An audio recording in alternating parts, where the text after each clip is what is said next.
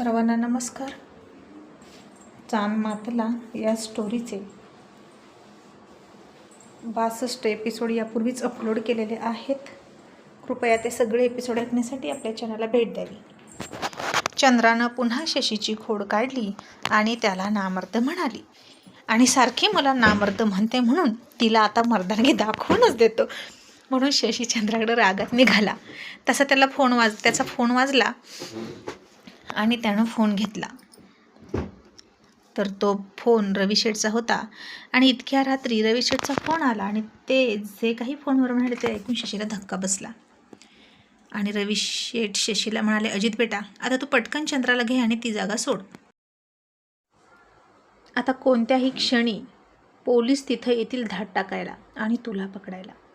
आणि हे ऐकून शशी हैराण झाला. शशी म्हणाला, पण बाबा, त्यांना इथे काहीच सापडणार नाही.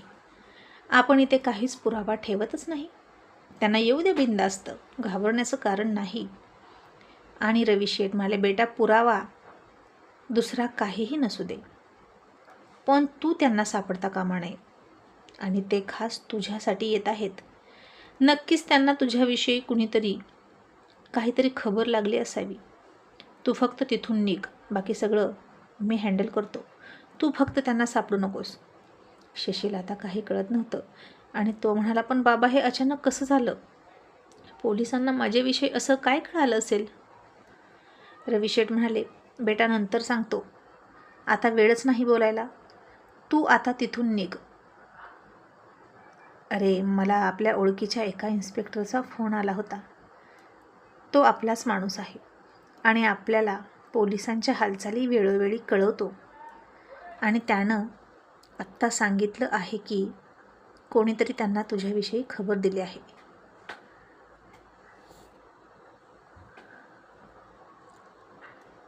आणि ते खास तुला पकडायला येत आहेत. आणि कोणीतरी म्हणण्यापेक्षा सत्तार, त्यानंच दगाबाजी केली असणार. म्हणून तू पटकन निघ आणि कुठेतरी आसरा घे. आणि नंतर कुठे जायचं ते मी तुला सांगतो. आणि अजित, तो इन्स्पेक्टर नवीन आहे, आपल्या ओळखीचा नाही.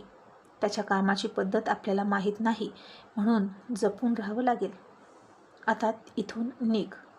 आणि हो, हत्यार तुझ्याजवळ असू दे, पण पोलिसांच्या हाती सापडू देऊ नकोस. Come on, fast. असं म्हणून रवी शेठनं फोन ठेवला. शशीने आता गडबडीत फोन ठेवला आणि चंद्राला म्हणाला, हे चल पटकन, आपल्याला निघायचं आहे. यापुढे इथे थांबता येणार नाही. आणि चंद्रा म्हणाली, कुठे जायचं आहे? शशी म्हणाला, ते सांगायला मला वेळच नाही. आणि कुठे जायचं आहे मलाच माहीत नाही. पण इथून जायचं आहे एवढं मात्र नक्की. तू चल बरं पटकन. आणि त्या दोघांची अशी चर्चा सुरू होती तोपर्यंत पांडूला पोलिसांनी अटक केलीच होती. त्याच्या घरातून त्याला जेवता जेवता ताटावरून ताब्यात घेतला होता. आणि ही खबर मागच्या मागं पळत येऊन एका मुलानं शशीला सांगितली सुद्धा. आणि पोलीस याच दिशेने येत आहेत असं तो मुलगा म्हणाला. आणि आता आपण सापडतोय पोलिसांच्या हाती असं शशीला वाटलं. आता पोलिसांवर गोळीबार वगैरे करणं योग्य नव्हतं आणि जवळ बंदूक सापडली तर काही खरं नव्हतं. हा इन्स्पेक्टर नवीनच होता आणि नेमकं सत्तारनं त्याला फितवला होता. बहुतेक तो त्याचा रिश्तेदार लागत असावा, कारण तो पोलीसही मुस्लिमच होता. आणि सत्तार काय करू शकतो हे शशीला कळलं. कोणाला कसा अडकवायचा हे बरोबर त्याला कळायचं. शशीने दिलेली त्याच्या कानाखाली त्याला चांगलीच झोंबली होती.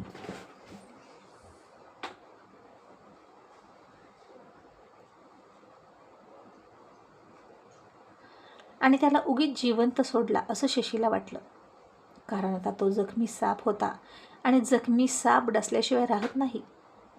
आणि खरं तर शशीचा अंदाज खराच होता. इकडे सत्तारनं फोन करून दुसऱ्या गँगच्या म्होरक्याला सांगितलं की रवी शेठ अजून मेलेला नाही, तो जिवंत आहे. त्यांना सगळं कळलं आहे आपल्या प्लॅनविषयी. पण त्याच्या पोऱ्यानं माझ्यावर हात उचलला आणि ते आता त्याला महागात पडणार.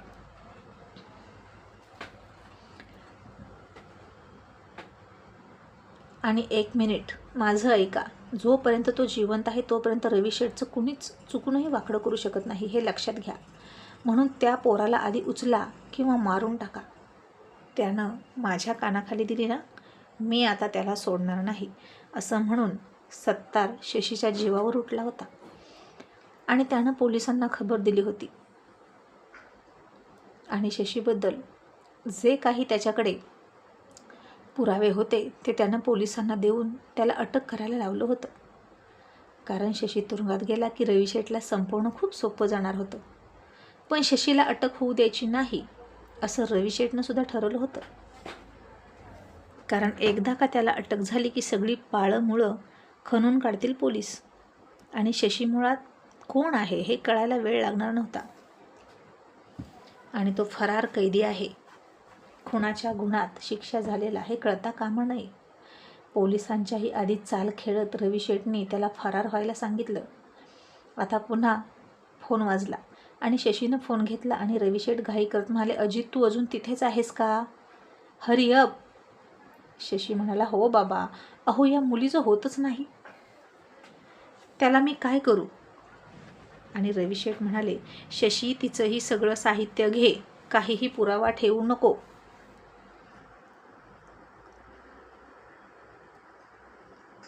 आणि शशी म्हणाला, पण बाबा इतक्या गडबडीत आम्ही जाऊ तरी कुठं? रवी शेठ म्हणाले, मी सांगतो तेवढं कर. कुठे जायचं ते सांगतो. जिथे जास्त गर्दी नाही अशा ठिकाणी जायचं. जिथे जिथे आपली प्रॉपर्टी अड्डे आहेत तिथं फिरकायचं सुद्धा नाही, कारण पोलीस सगळ्यात आधी तिथं धाड टाकणार. आणि मी इकडच्या वातावरणाचा अंदाज घेऊन योग्य वेळी कुठं लपायचं ते तुला सांगतो, असं म्हणून त्यांनी पुन्हा फोन ठेवला. आणि शशी चंद्राला म्हणाला, अगं बाई आवर पटकन, पोलिसांनी दिलीप कुमारला अटक केली आहे, ते इकडे येत आहेत. चंद्रा म्हणाली, तरी पण ते तुलाही पकडतील, मग काय करायचं?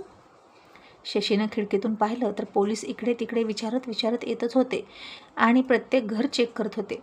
मग शशीच्या पाठीमागं जाऊन चंद्रानं सुद्धा ते पाहिलं आणि म्हणाली, आता तर खूप जवळ आले की पोलीस, आणि तू सापडला तर?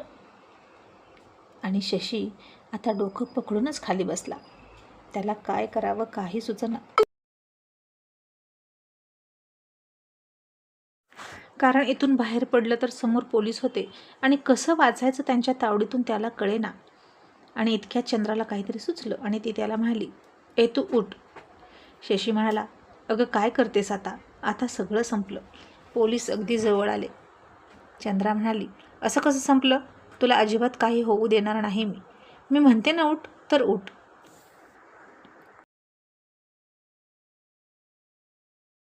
आणि शशी उठून उभा राहिला आणि चंद्रानं आता बुरखा हातात घेतला आणि त्याला म्हणाली, तुझा शर्ट पॅन्टीत घाल.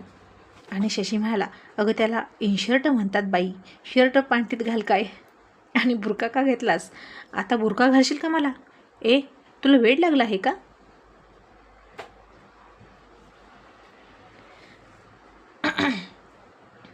आता तो लवकर ऐकतच नव्हता म्हणून स्वतः चंद्रानं त्याचा शर्ट त्याच्या पॅन्टीत घालायला सुरुवात केली, तसं म्हणजेच इनशर्ट करायला सुरुवात केली. आणि तिनं त्याच्या शर्टला हात लावला, तो पॅन्टमध्ये खोचायला लागली.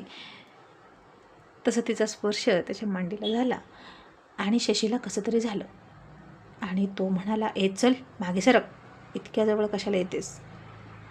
आणि चंद्रा कमरेवर हात देऊन म्हणाली, मसन्या, पोलीस दारात आहेत आणि तुझं काय चाललंय र? पोरीसारखा लाजतो काय बी करत नाही मी तुला, ह्यो तुझा शर्ट फक्त आत टाक. तसा शशी आता थोडा लाजला आणि म्हणाला, बरं मी करतो, तू मागे सरक. आणि त्यानं इनशर्ट केला आणि चंद्रानं त्याचं साड्यांचं गाठोळं त्याच्या इनशर्टमध्ये टाकलं आणि गरोदर बाईचा आकार त्याला दिला. आणि आता वरून त्याला बुरखा घालायला लागली. आणि शशी चकित होऊन म्हणाला, अगं काय करतेस हे? तू सारखं मला साडी आणि बुरखे का घालतेस ग? माझी बाई करून टाकशील तू. चंद्रा म्हणाली, अरे गप की, सांगते तेवढं कर की आणि हळू बोल. आणि झालं इतक्यात शटरवर टकटक वाजली आणि दरवाजा उघडा असं बाहेरून पोलीस म्हणाले.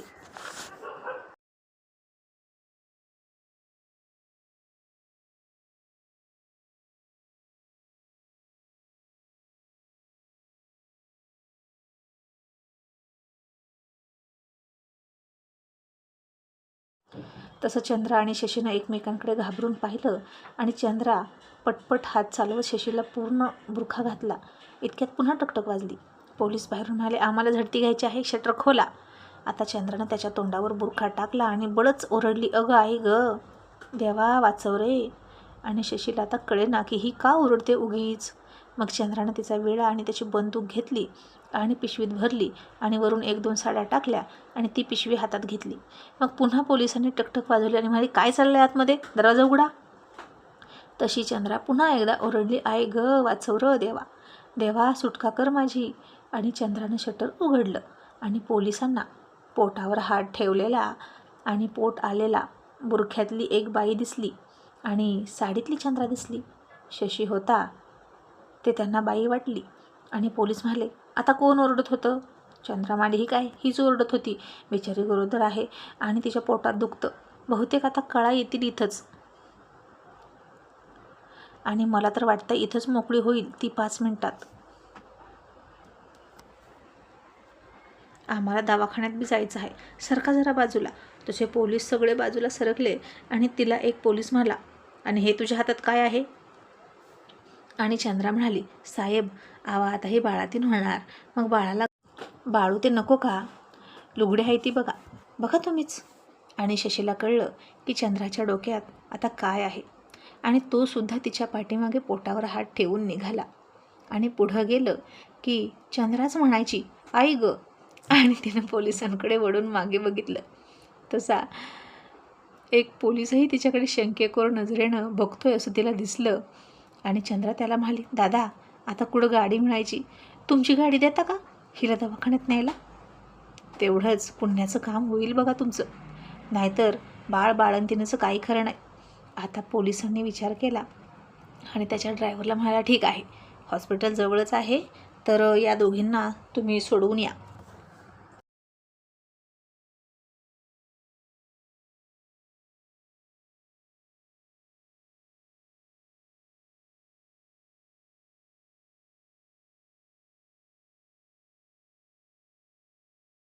शशीनं आता डोक्यावरच हात मारला आणि म्हणाला, मूर्ख आहे का ही मुलगी, पोलिसांच्या गाडीत कशाला बसवलं? म्हणजे ते आता डाऊट आला तर घेऊन जातील असेच पोलीस स्टेशनला आणि तिथंच माझं बाळंतपण होईल. हिला काही अक्कल आहे की नाही? मग आता चंद्रा आणि शशी पाठीमागं बसले. चंद्रा आता आपण एका गरोदर बाईला दिलासा देतोय असं दाखवण्यासाठी शशीच्या खूप जवळ बसली होती. त्याचे हात हातात घेतले होते आणि त्या पोलिसांना पाठीमागं बघितलं की त्याच्या हातावर हळूवार गोंजरायची आणि तिच्या हाताच्या नाजूक मुलायम स्पर्शानं शशीच्या शरीरात आग निर्माण होत होती. मग शेवटी पोलिसांना तिला हॉस्पिटलपाशी सोडलं आणि तो परत फिरला. आणि तिथून शशीनं एक बस पकडली पनवेलची आणि थेट पनवेलला चंद्राला घेऊन निघाला. बसमध्ये बसल्यानंतर त्यानं बुरखा काढला आणि तिच्या हातात दिला. त्याचा इनशर्ट सोडला आणि ते गाठोडं काढलं, तेही तिच्या मांडीवर टाकलं आणि त्याला खूप बरं वाटलं आणि तो हसायला लागला. आणि आज त्याला खरंच चंद्राचं खूप कौतुक वाटत होतं, कारण आज पुन्हा तिने तिच्या हुशारीनं शशीला वाचवलं होतं. मग शशीनं तिच्याकडे माझं पिस्तूल दे असं म्हणून हात पुढे केला आणि तिनं पिशवीतून ते पिस्तूल काढलं आणि त्याच्या हातावर ठेवलं. शशीनं त्याच्या नेहमीच्या ठिकाणी पाठीमागं ठेवलं. मग काही वेळानंतर दोघेही पनवेलला आले. शशीनं रवी शेठला फोन करून सांगितलं की बाबा पनवेलमध्ये आहे, पण जवळ रोकड नाही, दोघांनी बाहेर राहायचं म्हणजे रोकड हवी. आणि रवी शेठ म्हणाले, अजित हॉटेलवर लॉजवर राहायचं नाही, कारण पोलीस तिथे झडती घ्यायला येतात आणि तिथे एंट्रीसुद्धा असते. असंच कुठेतरी एखाद्या गर्दीच्या ठिकाणी खोली बघ आणि तिथे राहा, मी कोणाजवळ तरी पैसे पाठवतो. मग शशीनं त्याचा एरिया सांगितला आणि म्हणाला, हो बाबा. मग दिवसभर शशीनं होत्या तेवढ्या पैशांचा वडापाव वगैरे खाऊन काढला आणि तिला विचारलं. आणि इकडे तिकडे तो खोली शोधत होता. आता चंद्राला घेऊन फुटपाथवर तर तो राहू शकत नव्हता. रात्र होत आली तरी खोळी मिळेना. जिथं जाऊ तिथं शशीला ऐकायला मिळायचं, नवरा बायको आहात का, जोडपं असेल तर खोली मिळेल. आणि शशी माझा नाही, आम्ही नवरा बायको नाही. आणि त्याला खोली मिळतच नव्हती, लोक नकार द्यायचे. आणि शशी आता वैतागला. या मुंबईमध्ये एकतर जागेची टंचाई होती, खोली मिळणं फार अवघड होतं. मग आता असंच एके ठिकाणी गेल्यावर चंद्रा म्हणाली, मी विचारून बघू का? आणि शशी तिच्याकडे बघून तुच्छतेने म्हणाला, इथं मी इतके महिने राहतो आणि मला कोणी हो म्हणत नाही, तुला बरं हो म्हणतील आणि लगेच खोली देतील ना? चंद्रा म्हणाली, एकदा विचारून बघते की. तुझ्या ना टाळूवर लहानपणी कुणीच तेल ओतलेलं नाही असं दिसतंय. मला खोली मिळेल बघ. आणि मिळाली तर मिळाली. आणि शशी म्हणाला, बघ तुला काही जमतंय का? मग चंद्रा एका मुस्लिम कुटुंबाकडे गेली आणि म्हणाली, खोली मिळेल का? आणि त्या बाईचा नवरा आला. त्यानं विचारलं, किती माणसं राहणार? चंद्रा म्हणाली, 2. तो माणूस म्हणाला, वो आदमी तुम्हारा मर्द है क्या? आणि चंद्राला शशीनं जेव्हा जेव्हा घट्ट पकडली होती, तिचा हात, तिची मनगटं घट्ट पकडून त्यानं त्याचा जोर तिला दाखवला होता आणि तिच्या अंगामध्ये त्याच्या स्पर्शानं शिरशिरी उठली होती, ते थोडंसं आठवलं आणि तिच्या ओठांमध्ये थोडंसं हसू आलं आणि नकळतच तिनं तिच्या एका हातानं तिचं दुसरं मनगट पकडलं आणि हसून म्हणाली, मर्दच आहे की तो, खरा मर्द. कारण त्याच्यात ताकद आहे तितकी. त्याच्या स्पर्शानं एखादी मुलगी घायाळ होतेच. आणि तो माणूस म्हणाला, खरा मर्द म्हणजे? तुझा मर्द आहे का ते सांग. चंद्रा म्हणाली, मर्द म्हणजे काय? आणि तो माणूस म्हणाला, म्हणजे तुझा नवरा. तो तुझा नवरा आहे का? तुम्ही नवरा बायको असाल तरच रूम मिळेल, नाहीतर मिळणार नाही. आणि आता काय करावं या विचारात चंद्रा पडली आणि सरळच म्हणाले, हो, आम्ही दोघं नवरा बायको आहोत. असं म्हणून तिनं शशीकडे पाहिलं आणि त्याच वेळी शशीनंही तिच्याकडे पाहिलं आणि चंद्रा थोडी लाजून गालात हसली.